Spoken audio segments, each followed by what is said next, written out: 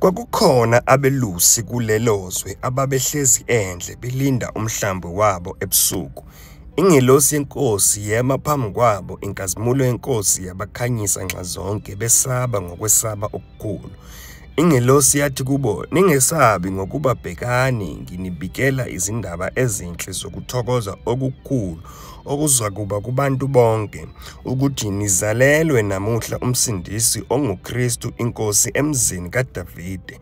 Nalokhu kuyisiboniso kini, niyafumana umntwana embesiwe elele emkhombeni." Masinyana kwabakhona kanye nengelosi uqhuqhwaba lwebandla lasezulwini lumdumisa uNkulunkulu luthi, "Udumo kuNkulunkulu kweliphezulu nokuthula emhlabeni kubantu abamthokozelayo." Kwathi ukuba zimuke kube izingelosi ziya ezulwini, abelusi bakhuluma bodwa bathi, "Asihambe manje size sifike eBhethlehema sibone leyo nto eyenzekileyo inkosi esizaliwe." Baphuthuma bafika bamfumanisa uMariya noJosefa nomntwana elele emkhombeni. Sebebonile balanda ngalelozwi abatshelwe lona ngalowo mntwana. Bonke abezwayo bamangala ngokukhulunywe kubo ngabelusi, kepha uMariya wagcina onke lawo mazwi ezindla ngawo enhliziyweni yakhe. Babuya-ke abelusi bemdumisa bembonga uNkulunkulu ngakho konke abakuzwileyo nabakubonileyo njengalokho kwakukhulunyiwe kubo. Kwathi seziphelile izinsuku eziyisishiyagalombili zokuba umntwana asokwe, igama lakhe lathiwa uJesu, elaliqanjwe yingelosi engakathatshathwa esiswini. Sibingelele abangcwele bonke abalalela lenkundla Amandla Ensindiso podcast. Siyambonga uNkulunkulu ohambe nathi kwaze kwaba yilesi sikhathi sonyaka. Kuyintokozo ke ukuthi ngiphinde ngishare izwi lenkosi kanye nani. Sizobuka nje incwadi kaLuka isahluko sesibili ivesi lika 8 kuya ku 21 njengalokho nje umfowethu esesifundele. Mhlambe uma umuntu oqaphelayo uzobona ukuthi uPaula isikhathi esiningi uveza ukuthi isiphambano, lokho kwenzeka esiphambanweni, iyona ngqikithi yevangeli. Mawufunda kwabaseKorinte bokuqala isahluko sesibili ivesi lesibili, uzozwa uPaul ekhuluma amazwi ethi ngokuba nganquma ukuthi angikwazi okunye phakathi kwenu kuphela uJesu Kristu lowo abethelwe esiphambanweni. Yawo noma ukhuphuka uya kwisahluko ses-15 cabanga ukuthi ivesi lika 3 kuya ku4, uzomuzwa futhi uPaul eshamazwe ukuthi ngokuba okokuqala nganinika lokho engakwamukela nami, ukuthi uKristu wafa ngenxa yezono zethu njengokwemibhalo, nokuthi wembelwa, nokuthi wavuswa kwabafileyo ngosuku lwesithathu njengokwemibhalo. Uyabona uma ubuka lemibhalo ekanje neminye ke imibhalo mhlambe kwezinye incwadi, uyabona ukuthi isikhathi esiningi makukhulunywa ngevangeli kugxilwa kakhulu kwisiphambano, kugxilwa kakhulu ngalokho kwenzeka esiphambanweni. Kodwa lokho akusho ukuthi ezinye izingxenye zempilo kaKristu Jesu azibalekanga okanye aziyona ingxenye yevangeli. Ukuzalwa kwakhe ezemhlabeni, ezelwe wesifazane oyintombi ongayazi indoda, ukuphila kwakhe emhlabeni engongcwele, engasenzanga isono ngomlomo wakhe, engasenzanga isono, engakhulumanga amanga, engazange aze wona phambi kaNkulunkulu. Ukuvuka kwakhe nokunyuka kwakhe konke kubaluleke kakhulu ukuthi abantu bakuqonde ngoba nako lokho kuyini kuyingxenye yevangeli. Yabona nje njengamanje sisesikhathini sonyaka kwinyanga kaZibandlela phecelezi uDisemba, la khona suke sikhumbula ukuzalwa kwenkosi yethu uJesu Kristu. Ingakho ke namhlanje ngifuna nje sithathe leli thuba sibuke lamavesi umfowethu asifundele wona kule ncwadi kaLuka isahluko sesibili. Uzobona la ukuthi kukhulunywa ngendaba engicabanga ukuthi iningi lethu ngisho nalabo abangakholwa bayayazi le ndaba yokuzalwa kwenkosi yethu uJesu Kristu. Ngisho umalume uHama uqobo ungumuntu wesintu, umuntu nje oyithandela imithi, umuntu nje ongakholwa. Kodwa kunezinto ezintathu ongeke wasoze wamkhohlisa ngazo azaziyo eziseBhayibhelini. Okokuqala, indaba kaNoah nomkhumbi. Ngeke wazi wamkhohlisa ngalokho. Uyazi le ndaba njengoba ezazi yena. Okwesibili, indaba kaMose nolwandle olubovu. Uyazi njengoba ezazi yena. Okwesithathu, ukuzalwa kukaJesu. Umlando ngokuzalwa kwenkosi yethu uJesu ukuthi uzalwe kanjani. Uyazi njengoba ezazi yena kodwa akakholwa. Ngakho ke indaba ngokuzalwa kukaJesu indaba nje edumile kakhulu. Kuyimanje uma uvula umabonakude kulesikhathi nje lesi samanje sonyaka uzobona ukuthi kumakhasi amaningi kudlala izitori zokuzalwa kwenkosi yethu uJesu. Kodwa ke thina njengamaKristu sinokuqonda okungafani nokwabanye abantu. Thina sinokuqonda okujulile nokungaleyi ngokuzalwa kukaJesu. Kunamaqiniso esiwaziyo thina. Kunamaqiniso esiwabonayo uma sifunda izwi kaNkulunkulu lisichazela ngokuzalwa kwenkosi yethu uJesu Kristu. Yilawo maqiniso ke amanye wawo engifuna siwabuke kule ngxenyana nje esifundele ngumfowethu. Iwona engifuna sibuke la izinto ezenzeka la kule ngxenye le yokuzalwa kwenkosi yethu uJesu Kristu. Yini yokuqala engifuna siyibuke la? Okokuqala ngifuna sibuke ukuthi kule ngxenye esiyifundile ivesi lika-8 ka-21 uzoqaphela ukuthi la kugcwele intokozo nendumiso. Kugcwele nje ukudumisa uNkulunkulu nokubonga uNkulunkulu. And lento iyathusa ngoba mina nawe isikhathi esiningi masifunda sibuka le ndawo le, isikhathi esiningi sihleli sifikelwa usizi. Isikhathi esiningi sibuka le yandawana uJesu azalelwe kuyo. Iyona nto isikhathi esiningi siyasigxile kuye. Ngendawo azalelwe kuye sifikele usize endawo azalelwe kuye. Sizibuza imibuzo ukuthi kodwa inkosi yethu uJesu seyingaze zalelwe endaweni enje. Sengaze azale endaweni ebucayi kangaka. Ngoba phela akuyona indawo leya, indawo ekulungele ukuthi kungazalwa kuyo umntwana. Iyona nto esifikelayo. Ngiyakhumbula nje nezintshumayelo eziningi esasiyishunyayezwa makukhulunywa ngalolu daba lolu lokuzalwa kwenkosi yethu uJesu Kristu. Umshumayeli ebegxila kakhulu ngendawo azalelwe kuyo esitebeleni. Kodwa masoyifunda uyibuka le ndaba uyathola ukuthi hayibo, laba bantu ababeyingxenye yakho konke lokho kwakwenzeka lapha ayizange zibakhathaze yonke leyanto yokuthi uJesu uzalelwe kuphi. Ayibakhathazanga indawo kuyo afikela kuyo.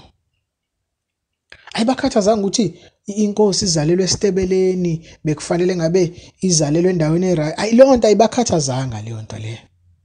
Kodwa kunalokho sibona begcwele indumiso.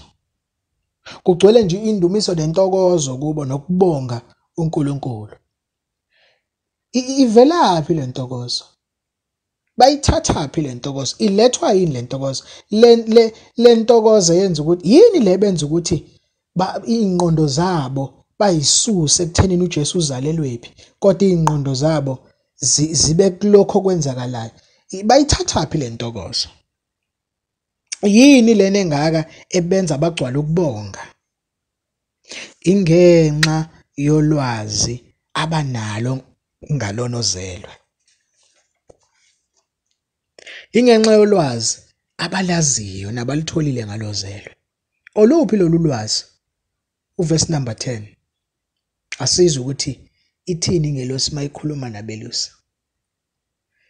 Ingelosi yathi kubo, ningesabi, ngokuba bhekani, nginibikela izindaba ezinhle zokuthokoza okukhulu okuzawukuba kubantu bonke, ukuthi nizalelwe namuhla umsindisi onguKristu Inkosi emzini kaDavide. Niyawezwa ke lamazwi bazalwane? Ingelosi yathi kubo, ningesabi ngokuba bhekani, nginibikela izindaba ezinjani, ezinhle zokunjani, zokuthokoza okukhulu okuzawukuba kubantu bonke, ukuthi nizalelwe namuhla.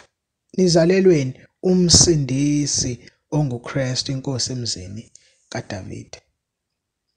Nayi into eyenza laba bazalwane basuka amehlo wabo ekuthenini uJesu uzalelwephi, kodwa babuke ngale, babuke lokho, nali iqiniso ababe nalo. Nayi into esenza nathi bazalwane sibe nokujabula okuhlukile ngalesi sikhathi sonyaka. Ukwazi amaqiniso ngokuzalwa kweNkosi yethu. Ukwazi ukuthi lo esizalelwe yena ungumsindisi. Iyona nto eyenza ukuthi sibe nokujabula okuhlukile okungafani nakwabanye abantu. Ukwazi ukuthi lo ozelwe akusiye nje kuphela umuntu oyiqhawe emlandweni okanye umprofeti thizeni, kodwa lo ozelwe ungumsindisi. Lokho kusinikeza intokozo. And kubukeka sengazathi abelusi babeyiqonda ngokuphelele lento. Babeyiqonda ngokuphelele lento ukuthi isho ukuthini le nkulumo eza nengelosi. Ingathi babeqonda ukuthi lento eshiwe ingelosi isho ukuphela kokubuswa isono. Ingathi babeqonda ukuthi ukuzalwa kwalona kusho ukufika kokukhanya emhlabeni. Ingathi babeqonda ukuthi lo myalezo ophethwe zingelosi usho ukubuyisana komuntu noNkulunkulu. Usho ukubuyisa ubudlelwane phakathi komuntu noNkulunkulu. Ingathi babeqonda ukuthi lo myalezo olethwa zingelosi usho ukukhululwa olakeni. Usho ukukhululwa olakeni. Ilelo qiniso nathi bazalwane elisilethela injabulo nentokozo. Masikhumbula ngokuzalwa kweNkosi yethu uJesu Kristu, sifikelwa intokozo nokujabula ngoba ngenkathi uJesu wazalwa ngayo kwakubikezela ukukhululwa esonweni. Sasizalelwe umsindisi ozosikhulula ezonweni zethu, ozofa endaweni yethu, ozothatha ozosusa ulaka lukaNkulunkulu olwaluphezulu kwethu. Nathi le ntokozo bazalwane esiba nayo masizwa ngevangeli, masizwa ngaloyo wazalwa ezalelwe eBethlehem, sifikelwa injabulo eyenza sikhohle ukuhlupheka kwethu. Injabulo eyenza sikhohlwe ngemisebenzi yethu nezinto esinazo, nezikhundla esiyizo. Iyona injabulo lethi mayifika bazalwane yenze sikhohlwe ikho konke ngoba lo ozelwe sisalelwe yena. Lokho azokwenza kungaphezulu kwemisebenzi yethu, kungaphezulu kwezikhundla esinazo. Lokhu azalelwe kona ngisho imali uqobo ayikwazi ukuthi ingakuthenga. Lokho azalelwe kona alikho iqhawe elake laba khona noma elisazoba khona elingakwenza. lokho azalelwe kona ikona ukusinikeza intokozo webazalwane. uJesu ikona ukusinika intokozo, ukwazi into ayizalelwe, ukwazi ukuthi ukuzalwa kwakhe kusho ukuthini. Leyo nto leyo isinika intokozo enkulu, kusinika intokozo enkulu. Kodwa mawehla ufunda amavesi angezansi, ikhona enye into esiyibonayo la iyenzakalayo. Yini le? Sibona ukuthi iy'ngelosi zithe zingaqeda ukuyaleza abelusi, kwase kuza uquqaba lwebandla lwasezulwini ludumisa uNkulunkulu, luzwakala luthi, udumo kuNkulunkulu kweliphezulu, nokuthula emhlabeni kubantu abathokozelwa nguye. Nali ihubo elalihlatshelelwa ibandla lwasezulwini. Udumo kuNkulunkulu kweliphezulu, nokuthula emhlabeni kubantu abathokozelwa nguye. Sizwe ihubo lokudumisa bazalwane. Sizwe ihubo lokudumisa kuhlabelela iy'ngelosi.